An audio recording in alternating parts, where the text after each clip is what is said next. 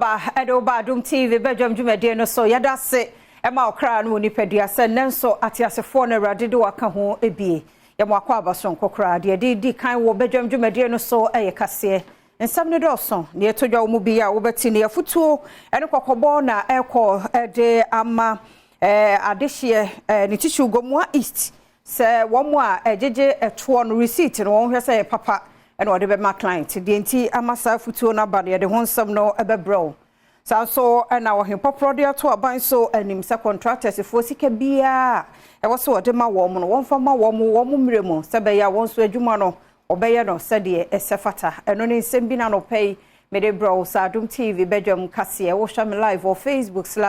/Adom TV Extra, Go TV 119, DSTV 280, ko YouTube search Adom TV 2. Midindi afia amankwa tamaklo afia ni DMT said nsam chiremo ankasa etie coordinating director Dema Gomwa East Mensin Assembly Samuel Kwasikita odi ato revenue collectors wo mo ajeje to no animo mensin mu wose wo ni die mu a fake receipt de won hwe so beyi wo ho afri mu ne mu won hwe so de papa no ebe ma clients ono won ye adwuma na afi wo mo nsan mu anso na won munya adwumaden se be ye benam adwumayeden no sika wo benya no wode aboa ama wo mansi no akwanim the target I set here no we almost achieved it 99.8%. Na target nso na wo srupa ebinum ayade na se bon abaso se de be shape afufro sun cry na wetumi abo homodin na yetumi agigi ska bebre yes this is no soon na ehia no mo bebre yakwan ene de akeka ho ehia no mo bebre sika so na ede anti sa ankrofo yi na ekọ na okoji sika badia na se ebo abaso nti wo hwa ade audi kan no onya 154%. The target nso na wo srupa nti na se ebono abaso anti wow woya under carbon ne ho ka ho nyina so ye de ehun kwan no tu wonfo ema wo hu se sa de no nya de a ye bezo so kra ewo ye district a se de be ya yesikasem no ebekọ na anim Paul Zipui eye finance officer ewogumwa ismensini ni mu onu si di tuja se mensini na ebo ne homoden pa se obehase ede abefo kwan agigi ska ewo mensini ni mu. We look at the cost of collection is issues that we are discussing as to whether we will go digital or we find any solution to that. So now we raise issue on the ratepayer demanding for accountability. What are we using their money for?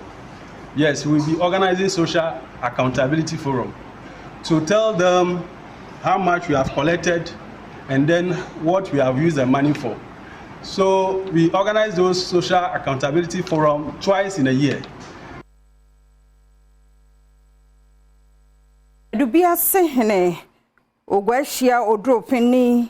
penkran ana de to abanyanim se wosere woni de mu a ka bia wode road contractors no won hweso betua de ama won montam se be ya won monso adwuma no betumi aye ne ntem na ya kwan a eji akra bi enkwa efri won samo no eno so ebeba fom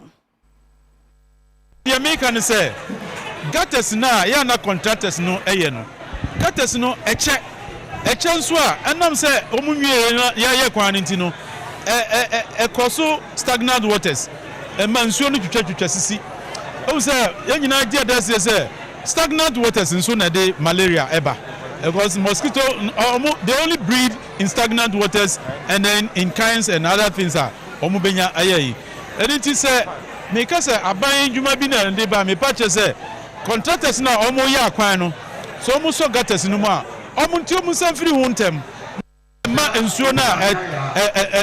tata kromu ni ade no be so ofa mikromu hasisi a ofa district assembly ho na o say gutters no omo ye nyina no ho ana wohwa gutters ni nyina so a ensuo tata mu yenso si ye ko atridie aban kro ye so na ye akwan sika na aban ni ye akwan no so o de to nura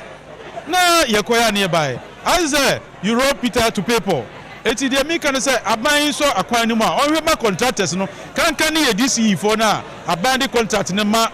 omo district no omo me ni nko contractors no no mutimi nya gates no enti omo sanfiri hu ntem na en bleedy mosquitoes ma communities no ma aban ensan ko boka enfanton rumre Adwumakuo bi ya ensha banse wondin de Mama Africa Foundation woma yenyame so ade de sika 11,400 Ghana cedis ama era hega abegina ya wonya mfie aduanan miensa ene meka sai kokura matonofo no mu no ebi aye no wonye seska yi na onfa nkosa no ho yade e wokonfo no chiaban ayare sabia na hega abegina mekan no bewam ye wa hafumantemu ene otie Adom kase etoso. Mama Africa Foundation etu sa anamoi obra Chief Executive Officer Eric Ojousu Columbus, Ohio, US of A. Enya ntiese yankasa ye krum ni de ya Madam Higa ehun fa no kakra with an issue of what cancer, breast cancer. One sisi ayekasa sisi anemboa enam no bekofo a omufri no beko no mo wa monone ensa so ema woman no etimi kan ne 114 million, which is 11,400 Ghana cedis. Na assurance science or say Mama Africa Foundation, we are strongly behind the woman. Until the woman is free, we are not free as a foundation. Hega abegina eji sika no ewo eku no hono mo ne amane boni samia sare ehwehwe nkomo no na wachire mu se ayawehwe a wogie sebe ya kokura mo ato no nufumu ne ho beto no ewo konfa no chiama ya resabia no ohia sika pa me senti nani so sika eku yi ede aba be ma no Africa Foundation edika damase nemum meseselem skana mode ama mede mani asoye pa nemum meselem se monkoso a enkai me amomo amena yalewe no nye ska ketwa yitue ni ji jesu ni ska ubewu uni buafo a ubewu enya yade a ye konne se 1 year ana 2 months mitimi tenaji obi so aba 16 years 9 years 5 years se yade wi aye sika sem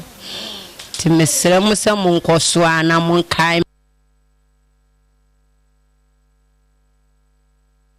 West Achimra Shebedwani one so your so for bedi achire ya her transport so Frederick Adom ene wa nyame so ade de sewing machine fidi de pam ne mai bi aduasa ene sika ka ho so de akoma Ghana Tailors and Dressmakers Association ade so se wo mo agentity wo nye no fankoye adwuma Adom kase ekoho etosi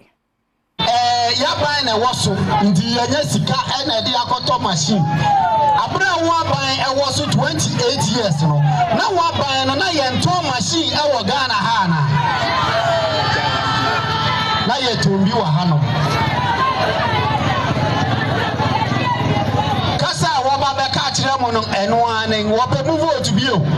na wa sa atena so wo tena so wi a na wa sa akoda yan adwuma na amode ama yen no yen na wo so de biara da ye be ye adwuma na ye adwuma ni wi a yenim se akatua a ewo osum mu no ene omamu no onyankopon na etua ka na onyankopon ehira yen no na mo so 7 December na ye yin ne se mo so mabeto aba na ma yen se ne aye be koso a atena so na ye dimuye ewo Upper West Achim constituency ya ma won fa kasade emedada yen hey mesre ye nyina ye wa oye CPP ni oye MPP ni oye PPP ni a adepa ye koswa ye wo Upper West Hakim 80 no fa wani hwe na ma enyuma ye no mo emfa